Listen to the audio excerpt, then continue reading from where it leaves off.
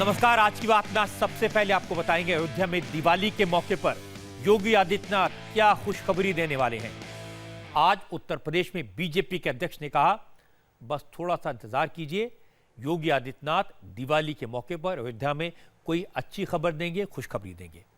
अब खुशखबरी क्या होगी ये महेंद्र पांडे ने नहीं बताया, लेकिन मैं आपको बता देता हूं योगी के मन में क्या चल रहा है। असल में योगी आदित्यनाथ अयोध्या जाकर भगवान राम की गगनचुंबी भव्य मूर्ति बनाने का ऐलान कर सकते हैं। हमारी संवाददाता रुचि कुमार ने यह खबर दी है। रुचि का कहना है कि योगी अयोध्या में दिवाली के मौके पर इस बार 108 मीटर ऊंची भगवान राम की भव्य मूर्ति का ऐलान करेंगे। मूर्ति कैसी होगी, कैसी दिखेगी, कहां लगेगी, ये सारी डिटेल बताएंगे और उसका प्रोटोटाइप भी दिखा सकते हैं। योगी आदित्यनाथ चाहते हैं कि श्री राम की ये मूर्ति सरयू के किनारे ही बने, इसलिए अफसरों को मूर्ति की जगह तय करने, उस जगह को एक्वायर करने का आदेश दे दिया गया है। वो जगह जहां ये राम की विशाल प्रतिमा बनाई जाएगी उसकी पहचान की जा चुकी है और यह भी तय हो चुका कि मूर्तिकार राम सुतार भगवान श्री राम की इस प्रतिमा को तैयार करेंगे। इस खबर पर और डिटेल्स रुचि कुमार से लेंगे, लेकिन पहले आपको यूपी बीजेपी के अध्यक्ष महेंद्रनाथ पांडे की बात सुना दूं, जिन्होंने इशारा दिया कि दिवाली तक इंतजार कीजिए, योगी खुशखबरी देंगे। पिछली बार भी दीपावली श्री राम राज्याभिषेक की तरह योगी आदित्यनाथ जी ने मनाई थी और देश ने इसको बड़ा अच्छा महसूस किया। योगी जी मुख्यमंत्री के साथ साथ एक बहुत बड़ी पीठ के पीठाधीश्वर हैं, संत हैं। निश्चित तौर से उनके मन में कोई अयोध्या एक बहुत बड़ा भगवान राम का जन्म स्थान, बहुत बड़ा देश का तीर्थ है, उसके लिए निश्चित उन्होंने योजना बनाई है खुशखबरी की। तो दिवाली आने दीजिए, खुशखबरी की प्रतीक्षा करिए। महेंद्र पांडे कह रहे हैं कि योगी अयोध्या में खुशखबरी देंगे। योगी की बात सुनकर सबके दिल को अच्छा लगेगा, लेकिन जो यूपी बीजेपी अध्यक्ष ने नहीं बताया वो मैं आपको बता रहा हूं। योगी राम की भव्य प्रतिमा का ऐलान करेंगे। ये बताएंगे प्रतिमा कहां बनेगी, कितनी बड़ी होगी, कैसी होगी। हमारी जानकारी तो ये भी है कि योगी का 108 मीटर ऊंची बनने वाली श्री राम की प्रतिमा का 4 फीट का प्रोटोटाइप भी तैयार है। ये मॉडल मोदी को पसंद भी आ गया, योगी आदित्यनाथ को पसंद आ गया है। मतलब बीजेपी का मैसेज साफ है, पहले राम की मूर्ति, उसके बाद राम का भव्य मंदिर। इस खबर पर रुचि कुमार के पास और डिटेल्स हैं और रुचि इस वक्त लखनऊ से हमारे साथ हैं। रुचि, क्या डिटेल्स है आपके पास में इस भव्य मूर्ति के बारे में?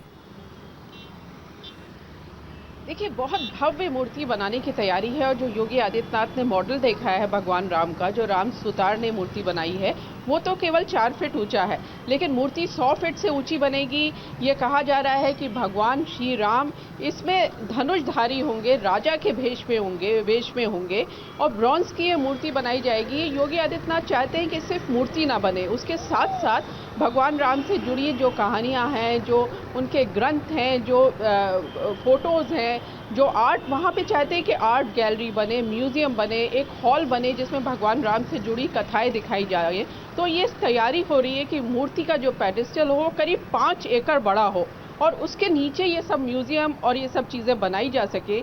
तो और जो भगवान राम के लिए ये भी कहा है, जो मूर्ति उनको मॉडल दिखाई गई रजत जी, वो उसमें उनके सर पे छतरी नहीं थी। तो योगी आदित्यनाथ ने कहा है कि भगवान का सम्मान होना चाहिए और उनके सर पे छतरी भी होनी चाहिए।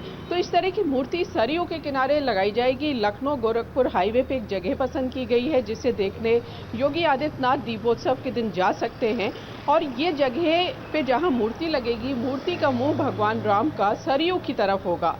इस तरह की तैयारी है, लेकिन इसमें सबसे बड़ी मुश्किल ये है कि इतनी बड़ी मूर्ति लगाने के लिए करीब 10 हेक्टेयर ज़मीन चाहिए, जो सरकार के पास उस जगह पे या पूरी अयोध्या में कहीं नहीं है। तो जो जगह पसंद की गई है वहाँ पे लैंड एक्वायर करना होगा, जिसमें थोड़ी मुश्किल आ सकती है। रजत जी, रुचि, मुझे पता चला कि आज योगी आदित्यनाथ सरदार पटेल की जो विशालकाय मूर्ति लगी है, जिसका प्रधानमंत्री ने 31 तारीख को उद्घाटन किया था, वो देखने गए थे और उसके साथ जुड़ी जो म्यूजियम है, वहाँ जिस तरह के विश्राम स्थल बनाए गए हैं, जिस तरह का फ्लावर वैली बनाई गई है, वो सब देखने के लिए गए, जायजा लेने के लिए।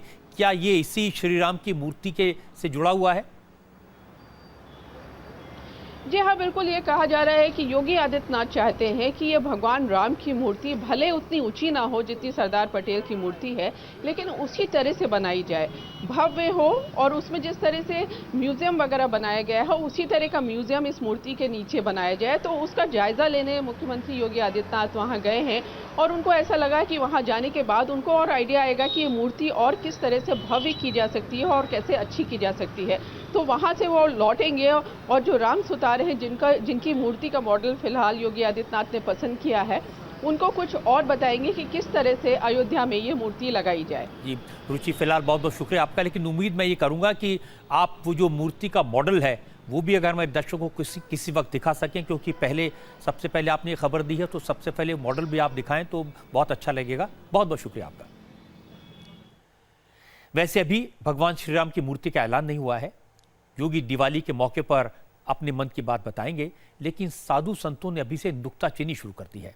रामलला के मुख्य पुजारी सत्येंद्र दास ने कहा 108 मीटर की श्री राम की मूर्ति बनाने से कोई दिक्कत नहीं है, लेकिन फिर मंदिर भी उतना ही ऊंचा बनाना पड़ेगा, क्योंकि भगवान राम खुले आसमान के नीचे खड़े नहीं रह सकते। मूर्ति बनेगी तो छत भी बननी चाहिए। मूर्ति लगाते हैं, लेकिन मर्यादा के अंतर्गत रखना चाहिए, प्रदर्शनी के रूप में नहीं, क्योंकि कोई भी राम की मूर्ति इस प्रकार से खुले मैदान में नहीं है। नेताओं की मूर्ति खुले मैदान में होती है, तो ऐसी स्थिति में मूर्ति 150 मीटर की जितनी भी ऊंची बनावें, लेकिन उस पर छत होना चाहिए। वर्षा से, ठंडी से और गर्मी से बचाने के लिए होना चाहिए, क्योंकि भगवान हमारे जो हैं वो भक्तों के अधीन होते हैं, और हम लोग कभी भी इस प्रकार की मूर्ति का सम्मान नहीं कर पाएंगे, मूर्ति को अनुमति नहीं दे पाएंगे कि खुले रूप में अनुमति प्रदर्शनी के रूप में आप करें। राम मंदिर निर्माण के लिए आमरण अनशन करने वाले तपस्वी छावनी के महंत स्वामी परमहंस दास ने भी कहा कि मूर्ति बनाने से कुछ नहीं होगा। जब तक राम मंदिर का निर्माण शुरू नहीं होता, तब तक हिंदू बीजेपी पर भरोसा नहीं करेंगे। राम जी हमारे आस्था के विषय हैं। राम जी की रोज पूजा, आप मूर्ति लगवाइए, हम कहते हैं आप 1008 मीटर की लगवाइए, लेकिन उतनी बड़ी आप जो उतना बड़ा उनके लिए पहले छाया करिए, ऊपर से छतरी बनवाइए, उस पर जो है तो पक्षी बीट न करें, उनकी रोज पूजा होनी चाहिए। तो कहने का अभिप्राय यह है कि हमें तो ये इनका एक राजनीति से प्रेरित ये षड्यंत्र लग रहा है कि मूर्ति लगा करके, और ये चाह रहे हैं कि बहुसंख्यक जो हिंदू समाज है इसको जो है एक लालीपाप की तरह दे करके उसको दबा दें, और 2019 में फिर राम मंदिर के मुद्दे पर एक बार चुनाव लड़ करके एक बार सत्ता को हथिया लें। ऐसा कदापि नहीं हो सकता है। जब तक राम मंदिर पर कानून बना करके और राम मंदिर बनना शुरू नहीं हो जाता है, तब तक बीजेपी का कोई भी कदम एक लालीपाप की तरह है, जिसको हिंदू समाज स्वीकार नहीं करेगा। ये चाहे कुछ भी कर लें, लेकिन अब अभी तक जैसे ये धोखा दिए हैं, अब ये धोखा नहीं दे सकते हैं। अगर योगी अयोध्या में दिवाली के मौके पर सरयू के तट पर श्री राम की भव्य मूर्ति का ऐलान करते हैं, उसकी जगह और स्पेसिफिकेशन बता देते हैं, तो ये उनका मास्टर स्ट्रोक होगा। राम मंदिर के निर्माण का मसला सुप्रीम कोर्ट में लटका हुआ है। कब तक फैसला आएगा कोई नहीं कह सकता। इसको लेकर सियासत हो रही है, बयानबाजी हो रही है। योगी का ये कदम बीजेपी को राहत देने वाला होगा, क्योंकि भगवान श्री राम की मूर्ति का निर्माण एक सिंबॉलिक शुरुआत होगी, उस रास्ते का पहला कदम होगा जो मंदिर के निर्माण तक जाता है। आज राम मंदिर के सवाल पर आरएसएस ने सुप्रीम कोर्ट से सलाह दी। आरएसएस ने कहा कि अदालत को देश के 125 करोड़ की भावनाओं का ख्याल रखना चाहिए। जन भावनाओं से जुड़े मुद्दों को ज्यादा लटकाना ठीक नहीं होता। आरएसएस के सर कार्यवाह भैया जी जोशी ने तो यहां तक कहा कि अगर जरूरत पड़ी तो राम मंदिर के निर्माण के लिए एक बार फिर 1992 जैसा आंदोलन चलाया जाएगा। सुप्रीम कोर्ट में राम मंदिर मामले की सुनवाई टलने पर भी भैया जी जोशी ने नाराजगी जाहिर की। उन्होंने कहा कि राम मंदिर को लेकर इंतजार काफी लंबा हो गया है। भैया जी जोशी ने कहा कि वो तो चाहते थे कि दिवाली से पहले कोई शुभ समाचार मिल जाए, लेकिन सुप्रीम कोर्ट ने सुनवाई अनिश्चित काल के लिए टाल दी। राम मंदिर के मसले पर सुप्रीम कोर्ट के रवैये से हिंदू समाज हैरान है। इससे हिंदुओं की भावनाओं को ठेस पहुंची है। स्वाभाविक रूप से समाज की अपेक्षा है कि अयोध्या में भव्य राम मंदिर बने। कानूनी कुछ बाधाएं अवश्य है, और हम अपेक्षा कर रहे हैं कि न्यायालय इसमें और हिंदू समाज की भावनाओं को समझकर न्याय देगा, ऐसा हमारा विश्वास है। परंतु न्यायालय की प्रतीक्षा भी काफ़ी लंबी हो चुकी है। हम चाह रहे थे, हम अपेक्षा भी कर रहे थे कि दिवाली के पूर्व कुछ शुभ समाचार मिल जाए, लेकिन सर्वोच्च न्यायालय ने उस पर सुनने से इनकार किया और उसको एक अनिश्चित काल के लिए टाल दिया है। करोड़ों के आस्था से जुड़ा हुआ विषय और न्यायालय के प्रायोरिटी में अग्रक्रम में नहीं आ रहा है, यह बहुत आश्चर्यजनक भी है, वेदनाजनक भी है और उसके कारण हिंदू समाज आज अपने आप को अपमानित अनुभव करता है। असल में आज 3 दिन से मुंबई में चल रहा आरएसएस का शिविर खत्म हुआ। इस मीटिंग में राम मंदिर के सवाल पर काफी विस्तार से चर्चा हुई। संघ की राय है कि जब तक अदालत का फैसला आएगा तब तक बहुत देर हो चुकेगी। ये मामला करोड़ों लोगों की आस्था से जुड़ा है, इसलिए सरकार को कानून बनाकर राम मंदिर निर्माण का रास्ता साफ करना चाहिए। ये बात संघ के नेताओं ने अमित शाह को कन्वे कर दी। अमित शाह आज मुंबई में संघ के नेताओं से मिलने पहुंचे थे। इसके बाद हुई प्रेस कॉन्फ्रेंस में भैयाजी जोशी ने कहा कि आरएसएस अदालत का सम्मान करता है। अगर ऐसा न होता तो राम मंदिर का निर्माण इतने सालों तक इंतजार न करते। अभी तक सरकारें जो हुई, उन्होंने न्यायालय की प्रतीक्षा करते हुए इतने समय बिताया है। अगर हम न्यायालय के सम्मान करने वाले लोगों की सत्ता में नहीं होते तो क्या होता? कभी का कानून बनाया जाता। आज भी उनके पास बहुमत होने के बाद भी उन्होंने नहीं बनाया। इसका कारण है न्यायालय के प्रति समाज में विश्वास और प्रतिष्ठा बनी रहनी चाहिए। लेकिन मैं फिर दोबारा कहना चाहूँगा, इसका विचार न्यायालय के बैठे हुए लोगों ने भी करना चाहिए कि संवेदनशील मुद्दों को जल्दी से निपटारा किया जाए। दोबारा आंदोलन किया जाएगा। जिस तरीके से बयान में हमने आंदोलन देखा, क्या उसी तरीके से दोबारा आंदोलन किया जाएगा अगर इस मुद्दे पर जल्द फैसला नहीं होता है? आवश्यकता पड़ी तो करेंगे। आजकल शिवसेना अयोध्या के मुद्दे पर ताल ठोक रही है। उद्धव ठाकरे ने कहा शिवसेना ने राम मंदिर निर्माण की बात शुरू की। उद्धव ने अयोध्या जाने का ऐलान किया, इसलिए अब आरएसएस और बीजेपी के नेता राम मंदिर निर्माण की बात करने लगे हैं। उद्धव ठाकरे ने कहा आरएसएस दिखावा कर रहा है। सब जानते हैं कि बीजेपी की बहुमत वाली सरकार आरएसएस के आशीर्वाद से बनी है। अगर बीजेपी राम मंदिर निर्माण के वादे से पीछे हट रही है, राम मंदिर के लिए कानून नहीं ला रही, तो आरएसएस मोदी सरकार को सत्ता से बाहर क्यों नहीं करती? आताचं जे दिल्लीतलं सरकार आहे असं मानलं जातं की हे आरएसएसच्या परिश्रमातून आणि त्यांच्या आशीर्वादातून आलेलं सरकार आहे, हिंदुत्ववादी सरकार आहे। या विचाराचं यापूर्वी कधी आपल्या देशाला मिळालेलं नव्हतं। प्रथमच हिंदुत्ववादी सरकार या देशाला ते सुद्धा मजबूत सरकार मिळालं आणि ते मिळाल्यानंतर जो एक मुद्दा प्रचाराचा होता राम मंदिराचा, तो राम मंदिराचा मुद्दाच बाजूला पडला आणि शिवसेनेने तो पुन्हा ऐरणीवरती आणल्यानंतर सगळी धावपळ सुरू झालेली आहे। आरएसएसला जर आता पुन्हा आंदोलन करण्याची वेळ येत असेल तर माझं आरएसएसला हेच सांगणं आहे की मग तुमची मेहनत ही वाया गेली असं समजायचं का? आणि तुम्ही हे सरकार तुमच्या आशीर्वादाने आणलेलं सरकार जर राम मंदिर बांधू शकत नसेल तर मग या सरकारला तुम्ही खाली का नाही खेचत? तुम्ही सांगायला पाहिजे की आम्ही तुम्हाला बसवलं होतं, त्याच्यात हे मुद्दे होते, राम मंदिर होता मुद्दा, 370 कलम आहे, समान नागरिक कायदा आहे, असे बरेच अनेक हिंदुत्वाचे जे विषय आहेत ते विषय जर का बाजूला टाकून उगाच नको त्या विषयामध्ये देशाला गुरफटून टाकलं जात असेल तर मग हे सरकार नेमकं कोणाच्या कामाचं आणि कोणी आणलेलं आहे? संघ को भी ऐसा लगने लगा हो कि अरे सरकार जो है वो मंदिर नहीं बना रही, तो मैं संघ को भी पूछना चाहता हूँ फिर आपने बनाई हुई सरकार को आप नीचे क्यों ले जाते? कांग्रेस ने राम मंदिर को लेकर आरएसएस और बीजेपी पर फिर से अटैक किया। कांग्रेस की तरफ से रणदीप सिंह सुरजेवाला ने कहा कि आरएसएस और बीजेपी मंथरा और कैके की भूमिका में है। हर बार इस मुद्दे को उठाकर अपना राज्याभिषेक कर लेते हैं और फिर राम को वनवास पर भेज देते हैं। भारतीय जनता पार्टी और आरएसएस मंथरा और केकई की भूमिका निभा रहे हैं। वो 30 साल से भगवान श्री राम को चुनाव के मौके पर बुलाते हैं और खुद का राज्य अभिषेक कर वनवास भेज देते हैं। यही वास्तविकता है, परंतु जनता अब उनकी इन झूठी बातों में बेवकूफ नहीं बनने वाली। कई बार नेताओं के बयानबाजी सुनकर लगता है कि राम मंदिर की बात सब करते हैं, सब चाहते हैं राम मंदिर बने, लेकिन कौन बनवाए, पहल कौन करे, इस पर सारे नेता एक दूसरे की तरफ देखने लगते हैं। कांग्रेस कहती है वो राम मंदिर के सपोर्ट में है, लेकिन सुप्रीम कोर्ट फैसला करे। बीजेपी कहती है कि अध्यादेश तो ले आएंगे, कानून तो बना देंगे, लेकिन कांग्रेस समर्थन का वादा करे। शिवसेना कहती है वो तो शुरू से ही राम मंदिर के पक्ष में है, मोदी से पूछो 4.5 साल तक क्या किया। लेकिन उद्धव ने यह नहीं बताया कि 4.5 साल तक सत्ता में साथ रहने के बाद भी उन्होंने कभी राम मंदिर का सवाल क्यों नहीं उठाया।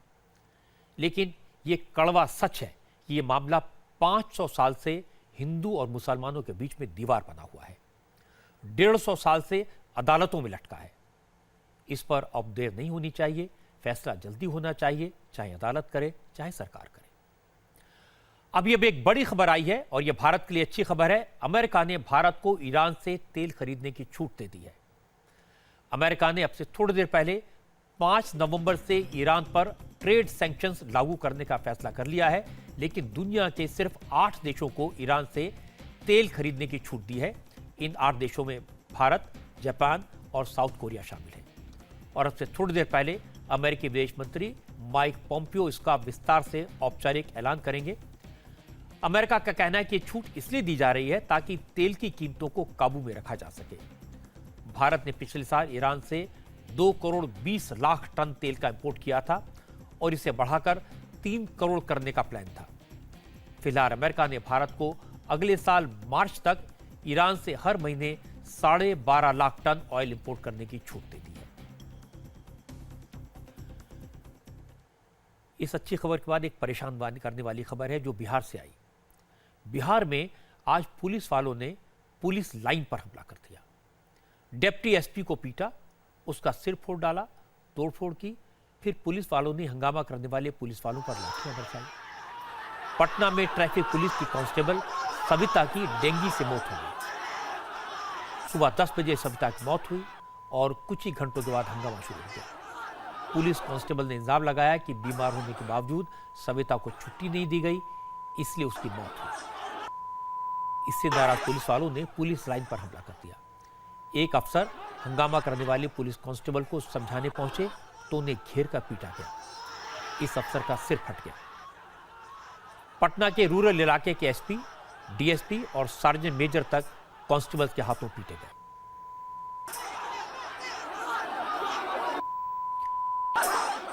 पटना पुलिस के कांस्टेबल्स ने अधिकारियों को और उन्हें रोकने आए दूसरे पुलिस कर्मियों को सड़क पर दौड़ा कर पीटा।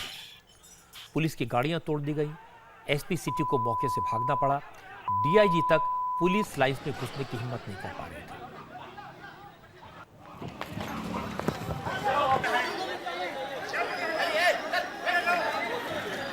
पुलिस अफसरों के दफ्तर में भी तोड़फोड़ की गई, कुर्सियां उठाकर फेंकी गई, टीवी स्क्रीन तोड़ दिए गए, दफ्तर को पूरी तरह तहस नहस कर दिया।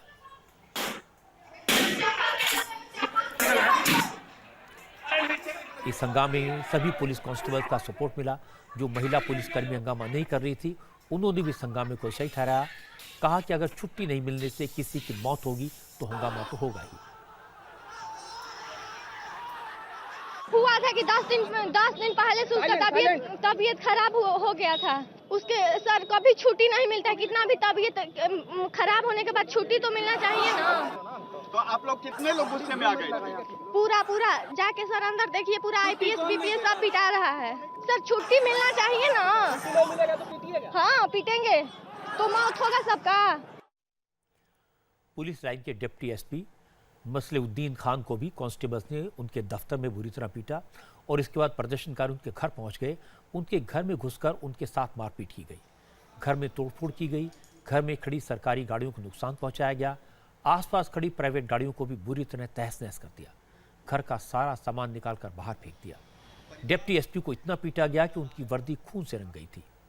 तोड़फोड़ करने वाले पुलिस कांस्टेबल्स का आरोप है कि सविता की मौत के लिए डिप्टी एसपी ही जिम्मेदार हैं, क्योंकि सविता को डेंगू होने के बाद भी पुलिस लाइन के डिप्टी एसपी ने सिर्फ 3 दिन की सिक लीव दी थी। उसके बाद उसकी छुट्टी नहीं बढ़ाई गई। इस वजह से सविता को प्रॉपर रेस्ट नहीं मिला और उसकी मौत हो गई। हालांकि डिप्टी एसपी की पत्नी ने बताया कि मामला दुश्मनी का है, किसी बात का बदला लेने के लिए लिया गया है। छुट्टी की वजह से ऐसा हंगामा नहीं हो सकता। उन लोग तो दुश्मनी कुछ होगा बदला लेने के लिए, सारा इनको वहाँ पूरा मारा सर में, इसमें पूरा टूट गया, पूरा लथपथ खून में आए तो हम लोग वहाँ लिटा दिए और आके पूरा दरवाज़ा तोड़ के सब पूरा घर में घुस गया। इस रूम में पूरा तोड़ दिया, इसमें सब रूम में तोड़ दिया। फिर उसके बाद हम लोग यहाँ पे खड़े हो गए। हम मेरी बेटी का सिर फोड़ दिया, अभी तो बेटी बाहर गई हुई है डॉक्टर के यहाँ, हमको मारा।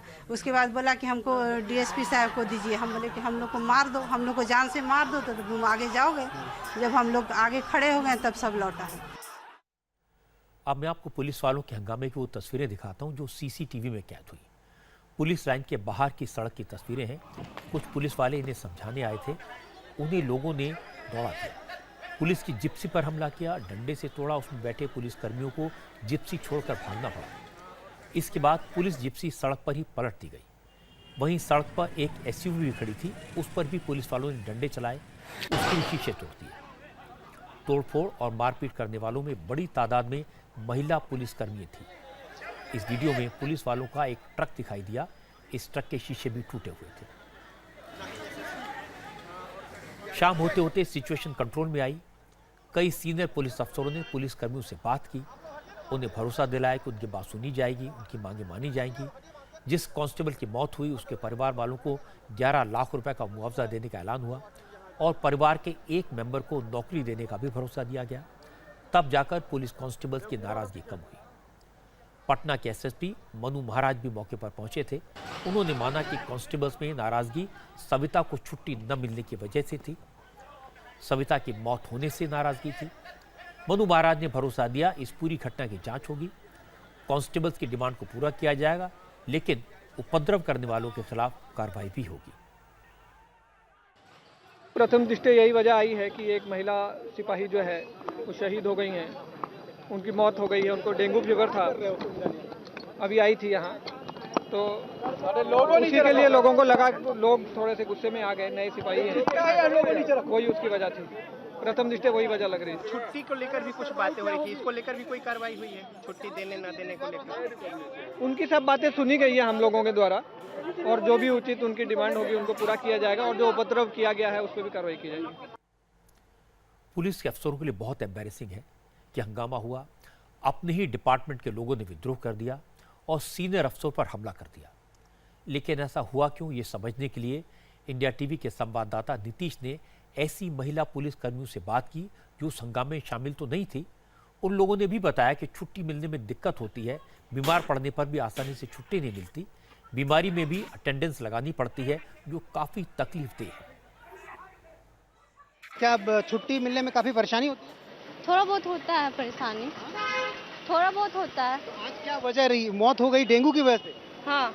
क्या वो लगातार मांग रही थी छुट्टी? हाँ मांग रही। लेकिन उनको तो सिक लीव मिला था 3 दिन का। मिला था ना, तो उसमें रेस्ट चाहिए होता है ना, तो रेस्ट नहीं मिला।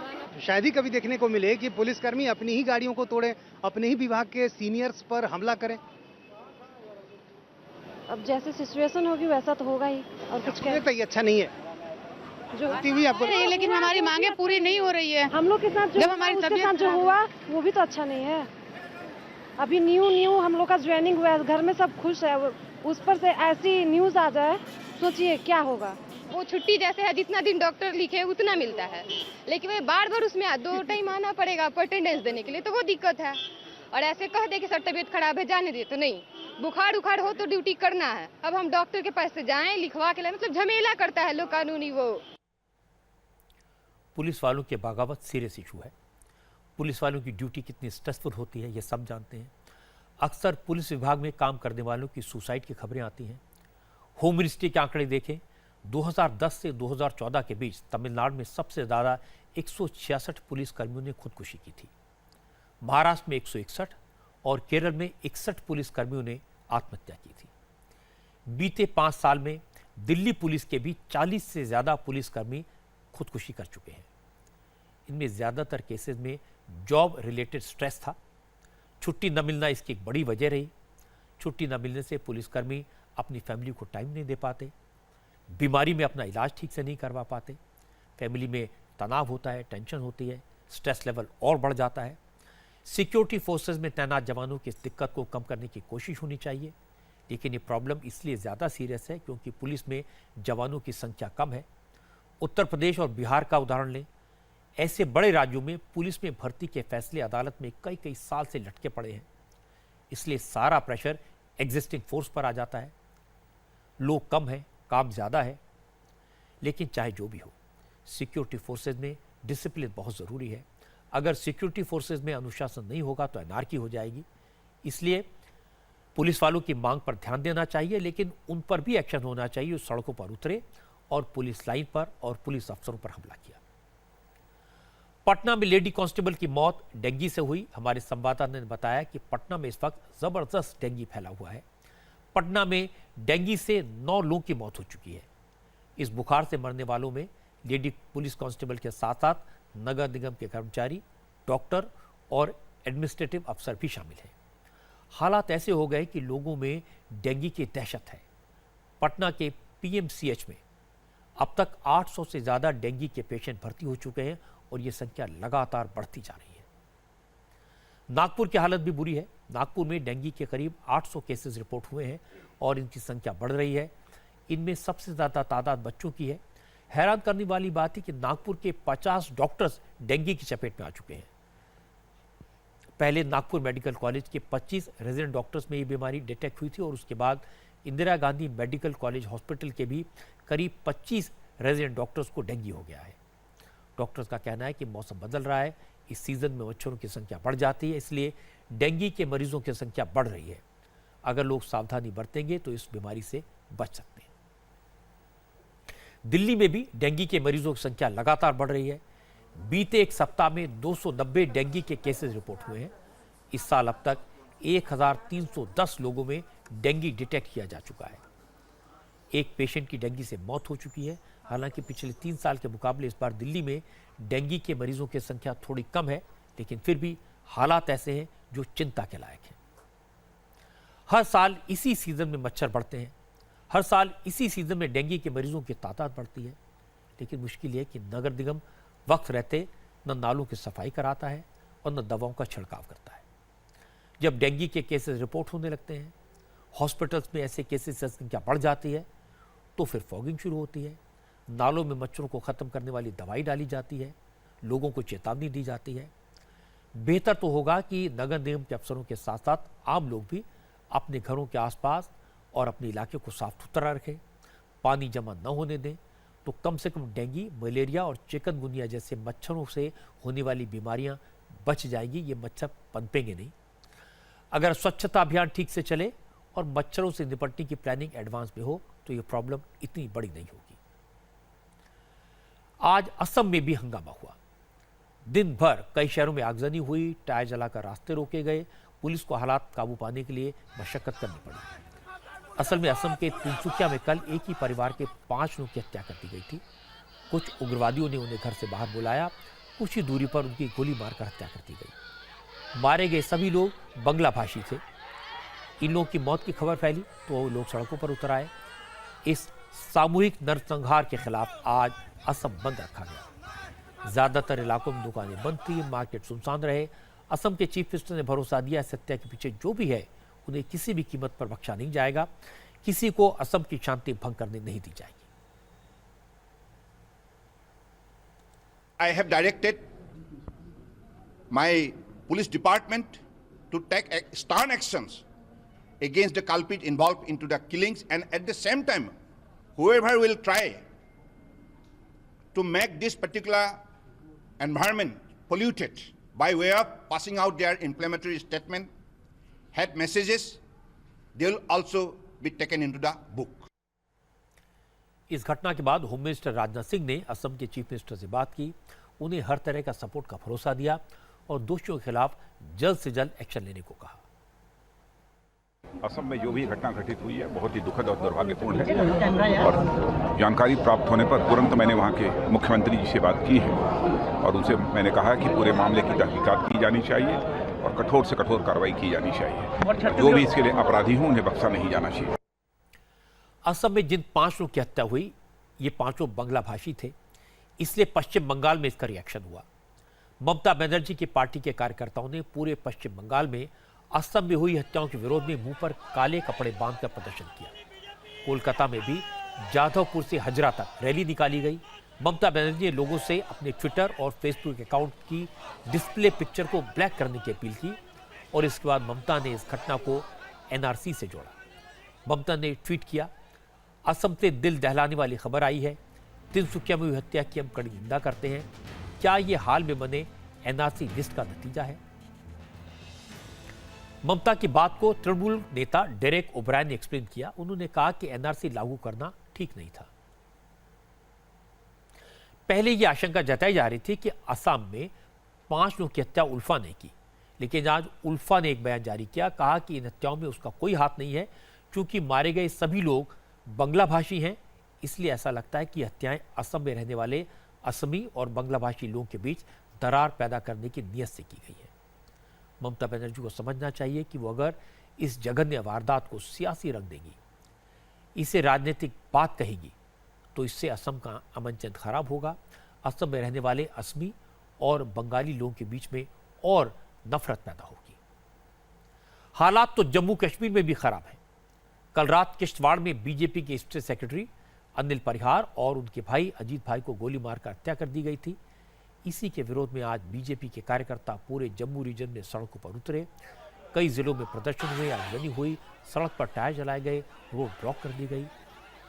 जम्मू, रियासी, उधमपुर, रामबन, कठुआ, भदरवा और सामा में बीजेपी ने प्रदर्शन किया, पाकिस्तान के खिलाफ नारे लगाए।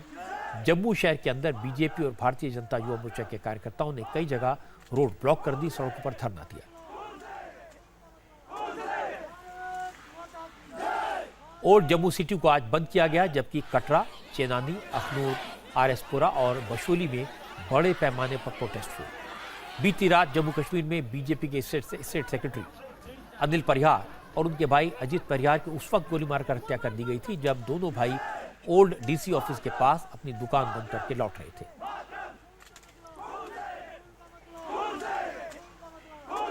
इस घटना के बाद से ही पूरे इलाके में टेंशन का माहौल है। कल रात भी नाराज लोगों ने पुलिस स्टेशन को टारगेट किया, पुलिस के जवानों पर पत्थर फेंके। क्योंकि किश्तवाड़ में मुस्लिम पॉपुलेशन काफ़ी तादाद में है, इसलिए पुलिस अलर्ट है। किश्तवाड़ शहर और आसपास के इलाकों में कर्फ्यू है। आज आर्मी ने फ्लैग मार्च किया। पुलिस और आर्मी के साथ अर्धसैनिक बलों के जवान भी शहर में तैनात कर दिए गए हैं। इसके अलावा जम्मू, सांबा, कठुआ, राजौरी और पुंछ में हाई स्पीड इंटरनेट सेवा बंद कर दी गई है। अनिल परिहार के परिवार वाले भी घटना के बाद दहशत में हैं। कुछ लोग सिस्टम से नाराज हैं। लोगों ने कहा कि इस जगह हालात पहले से ही खराब थे, लेकिन प्रशासन ने कुछ नहीं किया।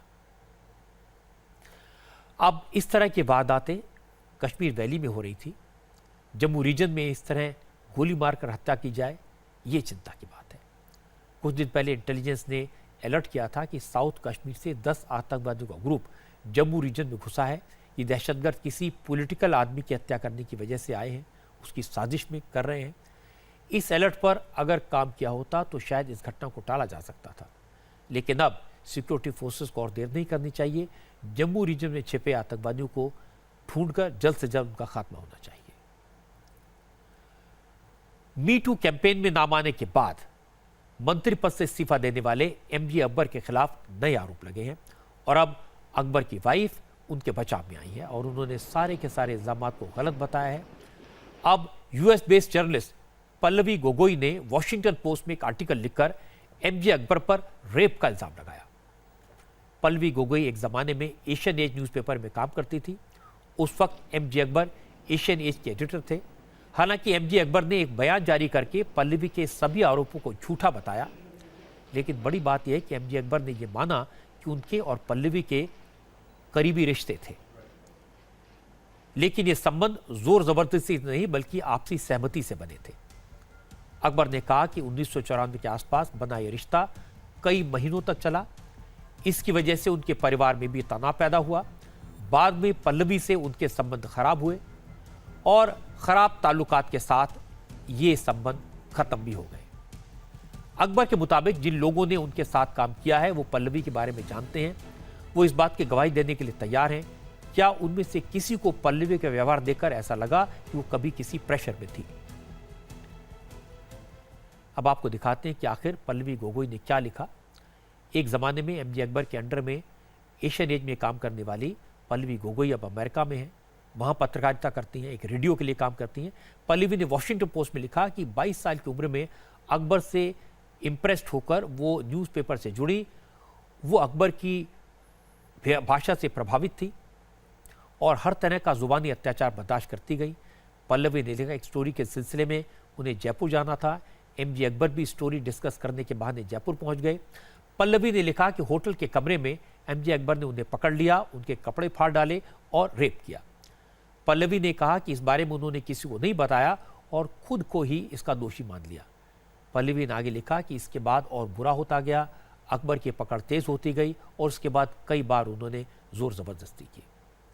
रेप का आरोप लगने के बाद एमजे अकबर की पत्नी मल्लिका अकबर के बचाव में उतरी। पहली बार मल्लिका सामने आई है। मल्लिका ने कहा कि एमजे पर पहले जो आरोप लगे उन पर वो खामोश थी, लेकिन पल्लवी गोगोई के रेप के इल्जाम के बाद उन्हें बोलने के लिए मजबूर होना पड़ रहा है। मल्लिका अकबर ने कहा कि करीब 20 साल पहले पल्लवी उनके घर में टेंशन का कारण बनी थी। अकबर और पल्लवी के रिश्ते के बारे में उन्हें पता था। वो रात भर फोन पर बात करते थे। एक बार उनके घर में पार्टी हुई थी। मल्लिका अकबर ने कहा उस पार्टी में उन्हें ये देखकर बेहद दुख हुआ कि अकबर और पल्लवी बेहद नजदीक रहकर डांस कर रहे थे। त्रिशता पटेल और पल्लवी उनके घर आते जाते रहते थे और कभी भी ये नहीं लगा कि पल्लवी रेप के शिकार है। मल्लिका ने कहा कि वो नहीं जानती कि पल्लवी अकबर पर रेप का इल्जाम क्यों लगा रही हैं, लेकिन इतना जानती हैं कि ये आरोप झूठे हैं। एमजे अकबर पर कई महिलाओं ने इल्जाम लगाए, कई तरह के इल्जाम लगे और इसके बाद उन्होंने मंत्री पद से इस्तीफा दिया। अब वो किसी पद पर नहीं है, मेंबर ऑफ पार्लियामेंट है। उन्होंने अदालत में मानहानि का केस भी किया है। अब तक उनकी वाइफ चुप थी, लेकिन अब मल्लिका एमजे अकबर के बचाव में उतरी हैं। इसलिए अखबारों में आर्टिकल लिखकर रेप जैसे इल्जाम लगाने से किसी पर नतीजे पर तो नहीं पहुंचा जा सकता। अदालत सही गलत का फैसला करेगी, इसलिए कोर्ट के फैसले का इंतजार करना चाहिए। प्रधानमंत्री नरेंद्र मोदी ने आज माइक्रो, स्मॉल और मीडियम इंडस्ट्री को एक बड़ा तोहफा दिया। अब छोटा उद्योग शुरू करने के लिए नए कारोबारियों को सिर्फ 59 मिनट में 1 करोड़ तक का लोन मिलेगा। आज प्रधानमंत्री मोदी ने इस योजना के लिए एक वेब पोर्टल लॉन्च किया। मोदी ने कहा इस योजना के शुरू होने से अब छोटे कारोबारियों को सरकारी दफ्तरों के चक्कर नहीं लगाने पड़ेंगे। 59 मिनट लोन पोर्टल का देशव्यापी लॉन्च करना, यानी अब जितनी देर में आप सुबह घर से ऑफिस पहुंचते हैं या शाम को जितने समय आप अपना वही खाता मिलाने में लगाते हैं, उतनी ही देर में आपको 1 करोड़ रुपए तक के ऋण को सैद्धांतिक स्वीकृति मिल जाया करेगी। इस वक्त जब मैं आपके साथ बात कर रहा हूं, उस समय ये जो काउंटर दिख रहा है, ये जो घड़ी जैसा दिखाई दे रहा है, वो बता रही है कि अब तक कितने एमएसएमई उद्यमियों को इस पोर्टल के माध्यम से या तो कर्ज स्वीकृत किया गया है या फिर उनका रिन्यूअल हुआ है। आप लगातार देख सकते हैं कि कैसे इस संख्या में बदलाव हो रहा है। यहीं कहीं दूर से देश के किसी कोने में बैठे आपके उद्यमी भाई या बहन को मात्र 59 मिनट में 1 करोड़ रुपए तक के कर्ज की मंजूरी इस वक्त भी दी जा रही है। सरकारी दफ्तरों में चक्कर न लगाने पड़े, वेबसाइट के जरिए खुद अप्लाई करें और 59 मिनट में 1 करोड़ रुपए तक का लोन मिल जाए। इससे बेहतर क्या हो सकता है। नरेंद्र मोदी ने एमएसएमई सेक्टर के लिए इसी तरह की 12 नीतियों का ऐलान किया। अगर इस तरह तकनीक का इस्तेमाल करें, टेक्नोलॉजी का इस्तेमाल करें, व्यापार को बढ़ावा दिया जाए तो एमएसएमई सेक्टर देश के इकोनॉमी का पावर हाउस बन जाएगा। राफेल डील को लेकर राहुल गांधी ने आज फिर नरेंद्र मोदी पर इल्जाम लगाए। इसी मुद्दे पर आज उन्होंने चौथी बार प्रेस कॉन्फ्रेंस की। राहुल गांधी का दावा है कि अनिल अंबानी की कंपनी को जमीन खरीदने के लिए डसॉल्ट ने 284 करोड़ रुपए दिए थे। इस मामले में डसॉल्ट के सीईओ ने झूठ बोला था। राफेल के सीईओ ने कहा था कि एचएल को परे करके अनिल अंबानी को कॉन्ट्रैक्ट देने का कारण था कि अनिल अंबानी जी के पास जमीन थी। अनिल अंबानी की कंपनी में डसॉल्ट ने 284 करोड़ रुपए डाला और उसी पैसे से अनिल अंबानी ने जमीन खरीदी। मतलब डसोल्ट का सीईओ साफ झूठ बोल रहा है। 8 लाख रुपए की कंपनी में जो कुछ नहीं कर रही है, लॉस मेकिंग कंपनी है, उसमें 284 करोड़ रुपए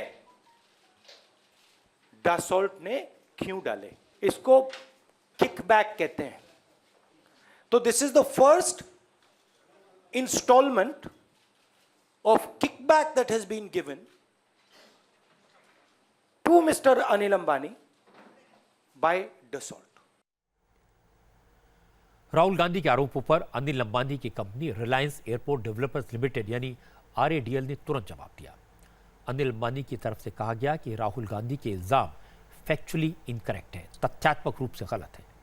डसोल्ट का इन्वेस्टमेंट रिलायंस की दूसरी फर्म में किया गया है और इसका राफेल डील से कोई लेना देना नहीं है।